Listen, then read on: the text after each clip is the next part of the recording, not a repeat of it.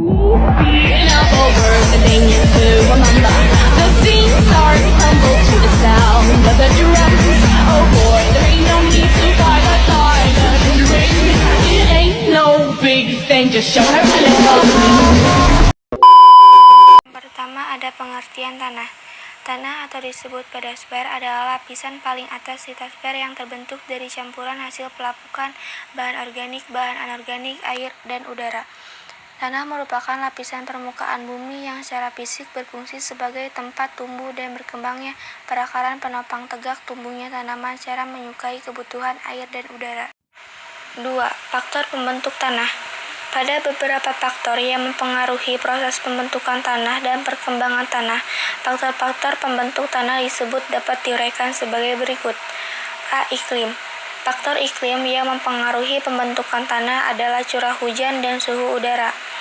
Dalam proses pembentukan tanah, unsur curah hujan yang paling berperan adalah jumlah curah hujan dan intensitas hujan. Jumlah curah hujan berpengaruh terhadap jumlah air yang meresap ke dalam tanah.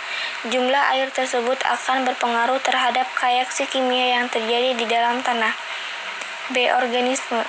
Organisme atau jasad hidup yang berpengaruh terhadap proses pembentukan tanah adalah tumbuhan. Berikut ini pengaruh organisme dalam proses pembentukan tanah. 1. Mempercepat proses pelapukan berupa pelapukan organik. 2. Membantu proses pembentukan humus. Tumbuhan menghasilkan daun-daun yang nantinya berjatuhan di permukaan tanah. Daun-daun akan membusuk dengan bantuan zasatronik atau mikroorganisme yang ada di dalam tanah. C. Bahan induk. Bahan induk tanah adalah bahan pemula tanah yang tersusun dari bahan organik atau mineral. Tanah adalah bahan pemula tanah yang tersusun dari bahan organik atau mineral. Bahan induk dapat berasal dari bahan tanah yang terendapkan akibat proses transportasi dan dapat berupa bantuan. Bantuan dapat menjadi bahan induk karena akan mengalami pelapukan dan menjadi tanah. Tanah yang dapat di permukaan bumi sebagian besar memperlihatkan sifat kimia yang sama dengan bahan induknya susunan kimia, dan mineral bahan induk akan mempengaruhi intensitas. Sifat-sifat tanah. Di permukaan bumi ini terdapat berbagai jenis tanah. Masing-masing tanah terletak di tempat-tempat yang berbeda serta memiliki sifat yang berbeda satu dan lainnya. Sifat-sifat tanah dibedakan dalam beberapa kelompok, yaitu sebagai berikut. A. Sifat fisik tanah. Sifat fisik tanah merupakan sifat tanah yang dapat dilihat langsung oleh mata dan dirasakan dengan sentuhan. Sifat fisik tanah meliputi warna tanah, struktur tanah, tekstur tanah, konsentrasi tanah, bobot isi, bobot jenis, kedalaman efektif, drainase, permeabilitas tanah, kembang seru tanah, dan porositas tanah. B. Sifat kimia tanah. Sifat kimia tanah merupakan sifat tanah baru diketahui setelah dilakukan pengujian.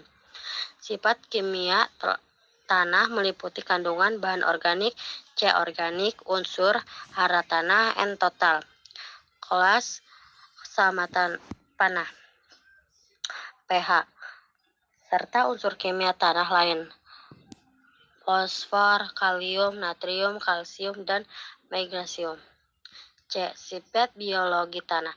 Sifat biologi tanah adalah partikel-partikel padat berupa makhluk hidup membentuk tanah. Sifat biologi tanah dipengaruhi oleh beberapa unsur meliputi total mikrosisme tanah, jumlah jamur tanah, jumlah bakteri pelarut, fosfat, dan total refractivitas tanah. 4. Jenis-jenis tanah dan persebarannya berikut beberapa jenis tanah dan persebarannya di Indonesia. A. Tanah vulkanis. Tanah vulkanis terbentuk dari material vulkanis. Tanah vulkanis dapat dikelompokkan sebagai berikut. 1. Tanah andosol. Terbentuk dari abu vulkanis yang ciri-ciri berwarna kelabu hingga kuning, peka terhadap erosi, dan memiliki kesuburan yang baik sehingga dapat dimanfaatkan untuk lahan pertanian, perkebunan, dan hutan. Tanah andosol dapat ditemukan di Sumatera, Jawa, Bali, Lombok, Halmahera, Nusa Tenggara Barat, dan Sulawesi. Baru yang memiliki butiran kasar. B. Tanah organosol, tanah organik. Jenis tanah ini berasal dari bahan induk organik. Tanah organosol dapat dikelompokkan sebagai berikut. 1. Tanah humus. Terbentuk dari hasil pembusukan bahan-bahan organik. Ciri-cirinya yaitu warna kehitaman, tidak menampakkan pelapisan pada profil tanah, tidak bertekstur, mengandung bahan organik, dan sangat subur.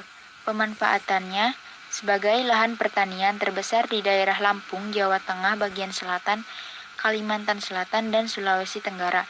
Kedua, tanah gambut. Terbentuk dari hasil pembusukan tumbuhan atau bahan organik di daerah yang selalu tergenang air rawa-rawa, memiliki ciri-ciri yaitu berwarna coklat hitam, bersifat asam, dan unsur hara rendah sehingga tidak subur. Saat ini kebanyakan tanah gambut dimanfaatkan untuk lahan kelapa sawit. Tanah gambut tersebar di pantai timur Sumatera, Kalimantan, Sulawesi, Halmahera, Seram, dan pantai selatan Papua. Tanah Terarosa kapur. Tanah kapur berasal dari pengendapan organisme laut yang terangkat oleh proses geologi. Tanah kapur dapat digolongkan menjadi berikut. 1. Tanah Rengina. Terbentuk dari pelapukan batuan kapur di daerah yang memiliki curah hujan tinggi, bercirikan warna putih hingga hitam, kedalaman tanah yang dangkal, dan unsur hara yang rendah. Pemanfaatannya terbatas untuk pala jiwa dan hutan jati, tersebar di daerah Gunung Kidul, Yogyakarta. Yang kedua, tanah Mediteran. Terbentuk dari hasil pelapukan batuan kapur keras dan batuan sedimen lainnya. Memiliki ciri-ciri yaitu warna putih kecoklatan. A few moments later.